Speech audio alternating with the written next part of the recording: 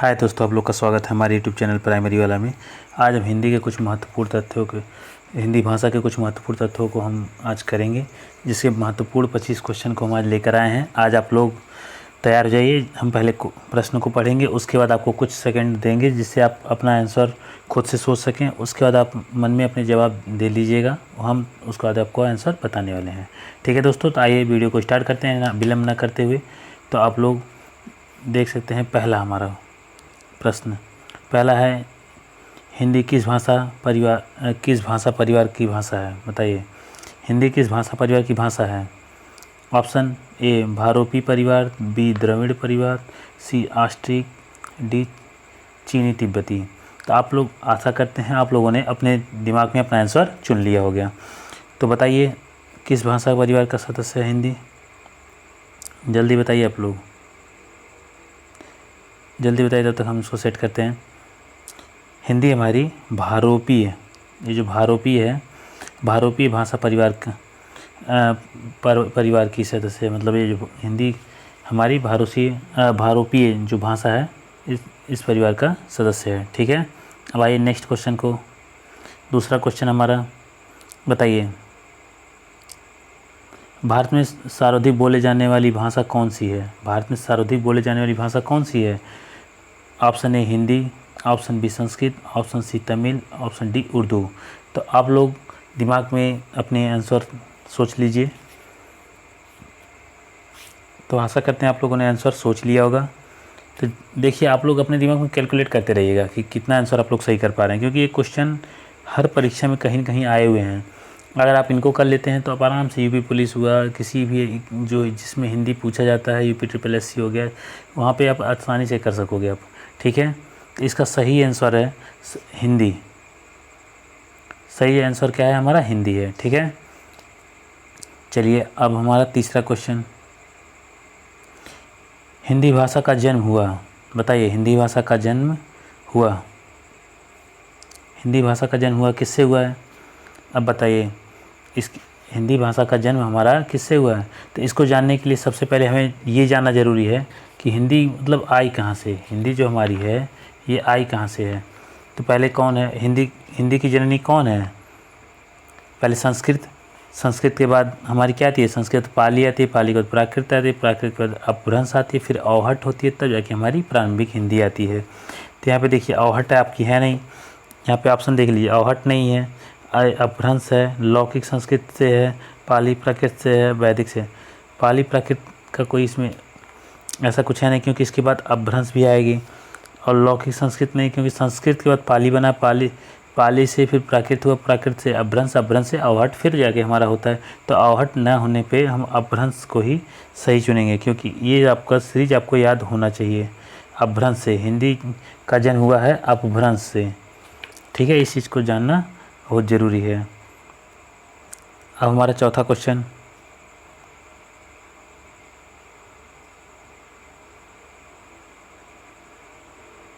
चौथा प्रश्न हमारा देखिए, निम्नलिखित में से कौन सी बोली अथवा भाषा, देखिए निम्नलिखित में से कौन सी बोली अथवा भाषा हिंदी के अंतर्गत नहीं आती है? अब देखिए हिंदी के अंतर्गत कौन सी नहीं आती है? आपने सुना होगा Kannauji. Option A Kannauji, option B Bangaru, option C Awadhi, option D Telugu. बताइए, ये जो हमारी तेलुगु है, ये जो हमारी है जो साउथ में बोली जाने वाली भाषा है, ये क्या है? ये दूसरे परिवार की भाषा है, ये साउथ में बोली जाती है। और जो बाकी कन्नौजी है और ये जो बांगुरी है, अवधी है, ये सब जो हमारी है, ये सब हिंदी से रिलेटेड है। ये जो तेलुगु है ये हिंदी के अंतर्गत नहीं आती है। ठीक है, इसमें आपका सही आंसर जो हो जाएगा आपका तेलुगु हो जाएगा। सही आंसर क्या होगा? तेलुगु। सही आंसर क्या हो जाएगा आपका? तेलुगु हो जाएगा। ठीक है, तो चलें अगले क्वेश्चन पे। आपका पांचवा प्रश्न, देखिए आप लोग इसमें दिमाग लगाते रहिए, थोड़ा देखते रहिए, आप लोग भी इसमें थोड़ा अपना दिमाग लगाते रहिए। ठीक है, पांचवा प्रश्न क्या कह रहा है? देखिए इसको, हिंदी की विशिष्ट बोली ब्रजभाषा, हिंदी की विशिष्ट बोली ब्रजभाषा किस रूप में सबसे अधिक प्रसिद्ध है? बताइए किस रूप में सबसे अधिक प्रसिद्ध है? जो हमारी ब्रजभाषा है किस रूप में सबसे? राजभाषा, मतलब इसको राजभाषा में प्रयोग किया गया है।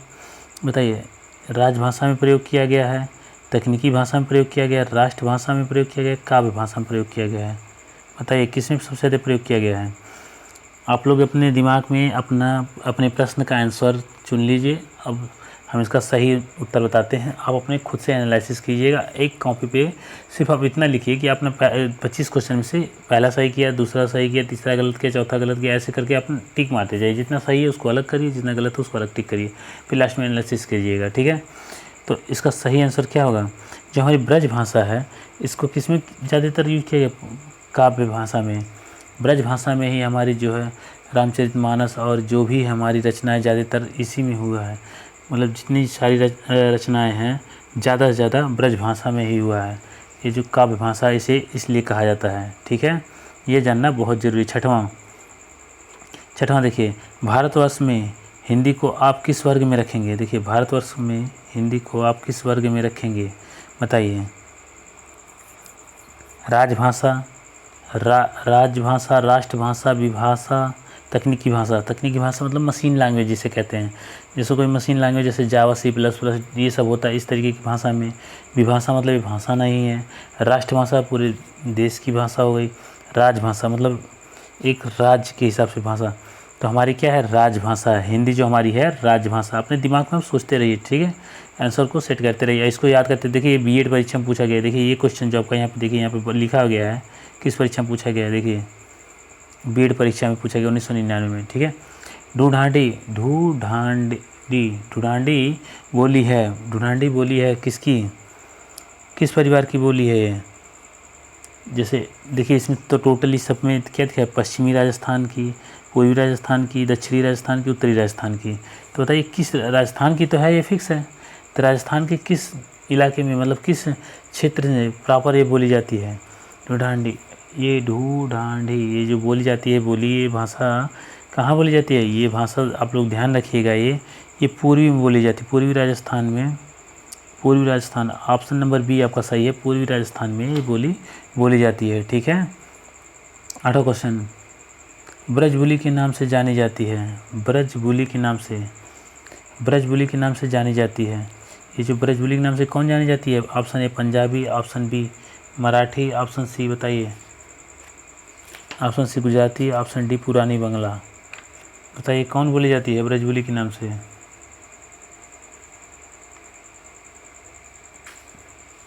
ब्रजबुली के नाम से किसे जाना जाता है? ब्रजबुली के नाम से पुरानी बंगला को जाना जाता है। किसको? पुरानी बंगला को। ब्रजबुली के नाम से पुरानी बंगला को जाना जाता है। इसका ऑप्शन नंबर डी सही है। ठीक है, अब आगे चलते हैं प्रश्न संख्या 9 पे। 9, निम्नलिखित में से कौन सी भाषा देवनागरी लिपि में लिखी जाती है? इसमें से कौन सी भाषा है जो देवनागरी लिपि में लिखी जाती है? बताइए आप लोग, सही इसका जवाब दीजिए कि गुजराती देवनागरी लिपि में लिखी जाती है। Option A Gujarati, option B Oriya, option C Marathi, option D Sindhi. बताइए कौन सी ऐसी भाषा है जिसको देवनागरी लिपि में लिखा जाता है? ये क्वेश्चन बार बार पूछा जाता है, इसको ध्यान रखिएगा। ये आपकी कौन सी भाषा है आपकी? ये हमारी आपकी option number C Marathi. Marathi को देवनागरी लिपि में लिखा जाता है। ठीक है, ये प्रश्न देखिए, ये प्रश्न जो आपका है मोस्ट इम्पॉर्टेंट है। ये क्वेश्चन लगभग आपको कहीं भी आप पढ़े होंगे तो आपको ये टीचर बार बार पूछते हैं, समझाते हैं इसका कैसे क्या है। एक मनई के दुई बेटे वे रहीन, ओ माँ लौरा अपने बाप से कहिस दादा धनमा, जवन हमार बखरा होए तौन हमका दे दा। यह आवरण हिंदी के किस बोली में है? जो ये शब्द हमने जो बोला है, ये लाइन जो हमने बोली है, ये लाइन मतलब किस भाषा से संबंधित है? बताइए किस हिंदी बोली से मतलब रिलेटेड है? कौन सी? पहली भोजपुरी, दूसरा कन्नौजी, तीसरा अवधी, चौथा खड़ी बोली। खड़ी बोली तो आपकी है नहीं, क्योंकि खड़ी बोली वो अलग होती है, भोजपुरी अलग है, कन्नौजी अलग है। इसमें क्या ऑप्शन सही, राइट ऑप्शन क्या होगा? अवधी। अवधी इसका सही ऑप्शन है। इस थोड़े से भाषा को ध्यान रखिए। एक मनई के दुई बेटे वे रहीन, ये जो रहीन वाला शब्द है ना, देखिए ये रहीन वाला, इसको याद रखिए। ये शब्द कहीं दिख जाए तो जान लीजिए अवधी में ही ये चलता है और किसी में नहीं चलता है। ठीक है, तो नेक्स्ट क्वेश्चन 11वां क्वेश्चन, निम्नलिखित में से कौन सी भाषा संस्कृत भाषा की अपभ्रंश है? बताइए 11वां, निम्नलिखित में से कौन सी भाषा संस्कृत भाषा की अपभ्रंश है? संस्कृत के बाद कौन सी भाषा आती है? खड़ी बोली, ब्रज भाषा, अवधी, पाली। हमने बताया था ना, संस्कृत का पाली है, फिर प्राकृत है। इसी तरीके से जो हमारी संख्या है चलती चली जाती है। प्राकृत है, अपभ्रंश है, अवहट्ट है, फिर इसके बाद हिंदी आ जाती है। तो देखिए इसमें क्या होगा हमारा, इसका सही ऑप्शन क्या हो जाएगा हमारा? पाली, ऑप्शन नंबर डी। संस्कृत का क्या है? पाली। चलते हैं प्रश्न संख्या 12 पे। अब हम आशा करते हैं आप लोग प्रश्न का उत्तर सही देते होंगे अपने दिमाग में और उसको कहीं ईमानदारी से लिखते भी होंगे। ठीक है, 12वां प्रश्न, अधिकतर भारतीय भाषाओं का विकास किस लिपि में हुआ? जो अधिकतर भारतीय भाषाएं हैं इनका विकास किस लिपि में हुआ है? बताइए। ए शारदा लिपि, बी खरोष्ठी लिपि, सी कठोर लिपि, डी ब्राह्मी लिपि। बताइए, आपका जो सबसे ज़्यादा जो भारतीय भाषाओं का जो विकास हुआ है ये ब्राह्मी लिपि में हुआ है। कौन किस लिपि में? ब्राह्मी, कुटिल लिपि में, ब्राह्मी लिपि में, ब्राह्मी लिपि में। चलिए प्रश्न संख्या 13 को अब हल करते हैं। 13, हिंदी भाषा किस लिपि में लिखी जाती है? जो हिंदी भाषा है हमारी ये किस लिपि में लिखी जाती है? जो हिंदी भाषा किस लिपि में लिखी जाती है? गुरमुखी लिपि में, ब्राह्मी में, देवनागरी में, सौराष्ट्री में। जो हमारी हिंदी भाषा है ये आपको पता होना चाहिए कि ये देवनागरी लिपि में लिखी जाती है। ये हमारे संविधान में भी ये लिया गया है। ठीक है, अब चलिए प्रश्न संख्या 14। टाइम नहीं गवाएंगे, वीडियो को लंबा नहीं करेंगे। ठीक है, 14 संख्या, वर्तमान हिंदी का प्रचलित रूप है। वर्तमान जो हिंदी इसका प्रचलित रूप है, जैसे जो इसमें वर्तमान जिसे हम हिंदी भाषा कहते हैं वो कौन सा है? जैसे कहते हैं ना, बहुत खड़ी बोला तटा, बहुत हिंदी बोला तटा, मतलब जो शहर से आते हैं उनको कहते हैं यार हिंदी में बोलता है, एकदम खड़ी बोलता है। खड़ी मतलब वही बोला जाता है खड़ी बोली। जो हमारे यहाँ पे देखिए ऑप्शन में बता दिए, ये जो खड़ी बोली है इसी को कहते हैं। अभी जो वर्तमान में जो हिंदी का प्रचलित रूप है हमारी, ये खड़ी बोली है। तेरे को मेरे को जो करते हैं, तूने कर लिया, ये कर लिया, वो कर लिया, इस तरीके से जो भाषा बोली जाती है ये खड़ी बोली है।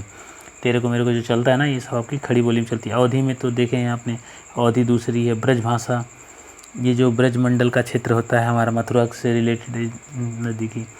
देवनागरी ये अलग है। खड़ी बोली जो हमारी है ये थोड़ा सा अलग होती हुई है, थोड़ा सा तीव्र होती है, तीक्ष्ण होती है, मतलब उतना मधुर नहीं होती है। खड़ी बोली से ब्रज भाषा से रिलेटेड ही होती है खड़ी बोली भी। तो इसका जो सही है, वर्तमान हिंदी का जो प्रचलित रूप, जो हम हिंदी जो सामान्य भारत में जो लगभग अभी की 70% जो हिंदी हमारी चल रही है ये खड़ी बोली की ही हिंदी है, 70 से 80% के आसपास। ठीक है, अब प्रश्न संख्या 15 पे चलते हैं। ठीक है, तो हिंदी भाषा की बोलियों के वर्गीकरण के आधार पर, हिंदी भाषा के बोलियों के वर्गीकरण के आधार पर छत्तीसगढ़ी बोली है। जो हिंदी छत्तीसगढ़ी बोली किसकी है? पूर्वी हिंदी की है, पश्चिमी हिंदी की, पहाड़ी हिंदी की, राजस्थानी हिंदी की। राजस्थानी की जो कि मवाली, मेवाती और मारवाड़ी ये सब होती हैं हमारी। पूर्वी हिंदी में छत्तीसगढ़ी आती है, मगही आ जाती है, जैसे मगधी आ जाती है। देखिए इस तरीके से हमारी मगधी जो हो गई, पश्चिमी में ब्रज भाषा हो गई, पहाड़ी में डोगरा हो गई, ये सब बोडो जो होती है ये सब हो जाती हैं।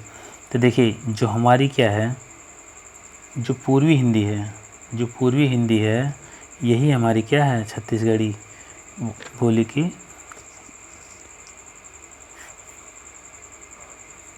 के आधार है। ठीक है, तो चलिए अब 16वां प्रश्न करते हैं। निम्नलिखित में से कौन सी पश्चिमी हिंदी की बोली नहीं है? निम्नलिखित में से कौन सी पश्चिमी हिंदी की बोली नहीं है? इसमें देखिए सारी पश्चिमी हिंदी की हैं, मतलब 3 पश्चिमी हिंदी की हैं, कोई एक ऐसी है जो पश्चिमी हिंदी की बोली नहीं है। अब आपको इसमें से एक को चुनना है, बताइए कौन सी है? बुंदेली, ब्रज पश्चिम हिंदी में आ जाए, कन्नौजी भी ब्रज उसी में आएगा। ये जो बघेली है आपकी, ये बघेली ये पश्चिमी हिंदी की बोली नहीं है। जो बघेली आपकी है पश्चिमी हिंदी की बोली नहीं है। ठीक है, प्रश्न संख्या 17। इसमें क्या पूछा गया है? भारतीय संविधान के किन अनुच्छेद में राजभाषा संबंधी प्रावधान का उल्लेख है? देखिए इसका याद करने का आसान सा ट्रिक है।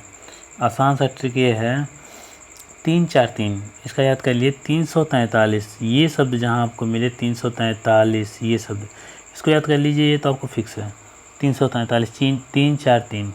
यहाँ से तो संविधान में हिंदी का जो अनुच्छेद है शुरू होता है, और उसके बाद जहाँ से शुरू होता है वहाँ से 8 कदम चलता है, वहीं रुक जाता है। ठीक है, 343 से जब 8 चलेंगे तब आपका 51 आ जाएगा। ठीक है, अब इसमें से कौन सा ऑप्शन ऐसा है जो 343 से 351 तक का है? उसमें से ऑप्शन आपको सिर्फ एक ही लग रहा है, ये कौन सा है ऑप्शन? ऑप्शन कौन सा है? ए, 343 से 351 तक। भारतीय संविधान के किन अनुच्छेद में राजभाषा संबंधी प्रावधान का उल्लेख है? वो किन में है? 343 से 351 तक। ठीक है, अब चलिए प्रश्न संख्या 18 को हम करते हैं। ठीक है बाबू, 18, दक्षिण भारत हिंदी प्रचार सभा का मुख्यालय कहाँ स्थित है? अब बताइए, जैसे हर किसी भाषा का प्रचार प्रसार करना होता है, क्योंकि जो हमारा जो 351 है अनुच्छेद, उसमें यही बताया गया कि हिंदी भाषा का प्रचार प्रसार सरकार के द्वारा किया जाएगा, उसके प्रति उत्तरदायी सरकार होगी। ठीक है, तो ये बताइए, इसका जो प्रचार प्रसार करना है, तो जब साउथ में तेलुगु, मलयालम, कन्नड़ ये सब जो भाषाएं चलती हैं, उन जगह पे हिंदी को भी प्रचार प्रसार करना है, तो वहाँ पे भी कहीं ना कहीं मुख्यालय और इन सब के लिए अधिकारी होनी चाहिए, नहीं होनी चाहिए, तभी तो होगा। तो इसके लिए देखिए साउथ में कहाँ पर है मुख्यालय? हैदराबाद में, बेंगलोर में, ऑप्शन बी बेंगलोर में, option C Chennai, option D Mysore. तो इसका सही आंसर बताइए कहाँ होगा? आप लोग अपने दिमाग में सोचिए, अब आशा करते हैं आप लोगों ने अपने दिमाग में सोच लिया होगा। इसका सही आंसर हमारा हो जाएगा चेन्नई। दक्षिणी भारत में हिंदी प्रचार सभा का मुख्यालय कहाँ है? चेन्नई में स्थित है। ठीक है, प्रश्न संख्या 19। अब इसमें देखिए क्या लिखा है, हिंदी भाषा के विकास का सही अनुक्रम कौन सा है? अब हिंदी भाषा का विकास का कौन सा है? देखिए, पहले संस्कृत है, संस्कृत नहीं है। पाली है, हाँ पाली है किसी में। जब पाली मिल गया, प्राकृत मिल गया, अपभ्रंश मिल गया, हिंदी मिल गया। हमने बोला ना अवहट एक होती है, लेकिन अवहट का कोई मतलब विशेष वो नहीं कि अवहट नहीं है तो उसको नहीं मानेंगे। अवहट एक अलग है, तो कुछ जगह पे उसका कुछ लोग मानते हैं, नहीं मानते हैं। कामता प्रसाद, हम जो पढ़ा रहे हैं, ये कामता प्रसाद गुरु जी के अनुसार जो उन्होंने बताया कि ये सही है, उसी हिसाब से हम चल रहे हैं। ठीक है, इसलिए जो हमारे थंबनेल का जो टाइटल होगा उसमें भी आपने लिखा होगा, देखा होगा, हिंदी बाई कामता प्रसाद गुरु जी। कामता प्रसाद गुरु जी ने जो व्याकरण की अच्छे से व्याख्या की है, और उनके द्वारा ही जो है वो गवर्नमेंट भी मानती है। जिस एग्ज़ाम को आप प्रिपरेशन करते हैं और एग्ज़ाम देते हैं, उसको गवर्नमेंट भी मानती है। ठीक है, तो कामता प्रसाद गुरु जी के हिसाब से देख रहे हैं, तो देखिए यहाँ पे होगा जाएगा ऑप्शन नंबर ए, क्योंकि यहाँ पे पहले संस्कृत होगी, पाली संस्कृत नहीं है तो देखिए पाली हो गया, फिर प्राकृत हो गया, अपभ्रंश हो गया है, फिर अपभ्रंश के बाद यहाँ पे अवहट होता है, फिर हिंदी हो जाती है। ठीक है, आपका प्रश्न संख्या 20, हम करेंगे 20वां प्रश्न। चलिए आ जाइए, संविधान के अनुच्छेद 351 में किस विषय का वर्णन है? अब देखिए यही क्वेश्चन आ गया, संविधान के अनुच्छेद 351 में किस विषय का वर्णन है? हिंदी के विकास के लिए निर्देश, हिंदी के विकास के लिए निर्देश दिया गया है अनुच्छेद 351 में। यही हमने बताया था ना कि सरकार उत्तरदायी होगी हिंदी के विकास के लिए, तो यहीं पे अनुच्छेद 351 में ही ये ऑप्शन दिया है, ऑप्शन नंबर डी हो जाएगा। इसको याद रखिएगा, अनुच्छेद 351 जो है हिंदी के विकास के लिए, उसके विस्तार के लिए जो है 351 में निर्देश दिया गया है।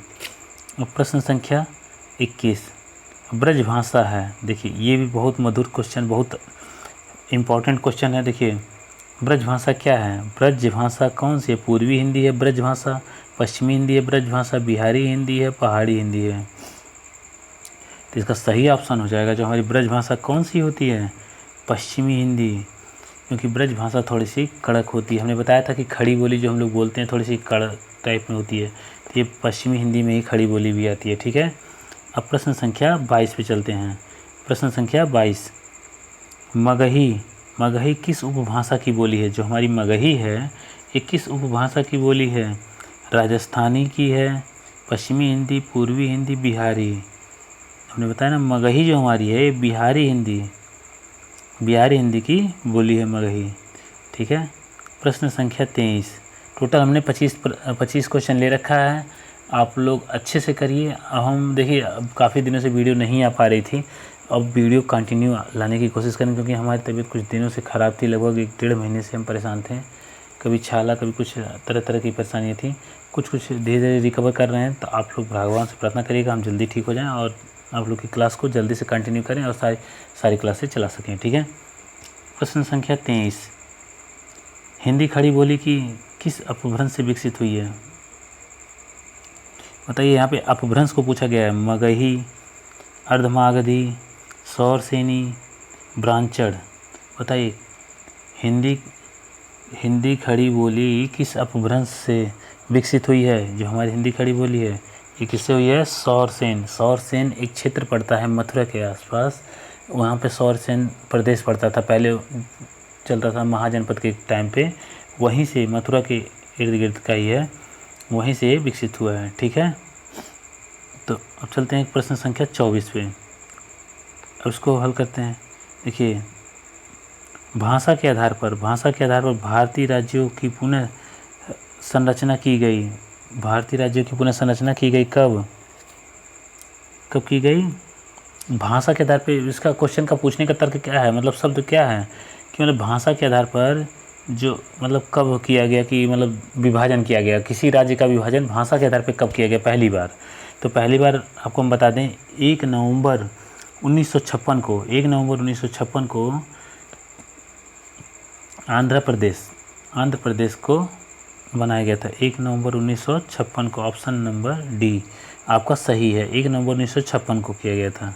ठीक है। पहली बार ये श्री पट्टल राजू करके थे एक, उन्हीं के मतलब उन्होंने आत्महत्या नहीं, उन्होंने 58 दिन तक उपवास रखा था, उसके कारण उसके बाद उनकी मृत्यु हो गई थी उपवास के कारण। तो तब सरकार दबाव में आकर के ये फैसला सरकार को उठाना पड़ा। तत्कालीन सरकार उस समय कांग्रेस की सरकार थी, तो उठाना पड़ा था उनको। तब पहली बार ये भाषा के आधार पर बांटा गया था। ठीक है। अब प्रश्न संख्या 25, ये हमारे वीडियो का आखिरी प्रश्न है। ठीक है। 25वां क्वेश्चन, भाषाई आधार पर सर्वप्रथम किस राज्य का गठन हुआ? देखिए यहाँ पे वही क्वेश्चन पूछ लिया गया, हमने बता दिया था ना क्वेश्चन आपको। भाषाई आधार पर सर्वप्रथम किस राज्य का गठन हुआ? सर्वप्रथम हमने बताया था आपका आंध्र प्रदेश। जो आंध्र प्रदेश है, आंध्र प्रदेश का गठन हुआ था, ये हैदराबाद से अलग हुआ था। मतलब हैदराबाद से अलग होकर के मतलब एक खुद का, ये भाषा के आधार पर एक खुद का अपना राज्य बना था आंध्र प्रदेश। और जबकि इसमें से भी अब अलग कट करके तेलंगाना अलग हो गया है, जिसकी राजधानी इसमें वर्तमान में हैदराबाद है। तो इसको आप देखिएगा। और देखिए आप वीडियो पे अगर पहली बार आए तो लाइक करिए, सब्सक्राइब करिए, शेयर करिए।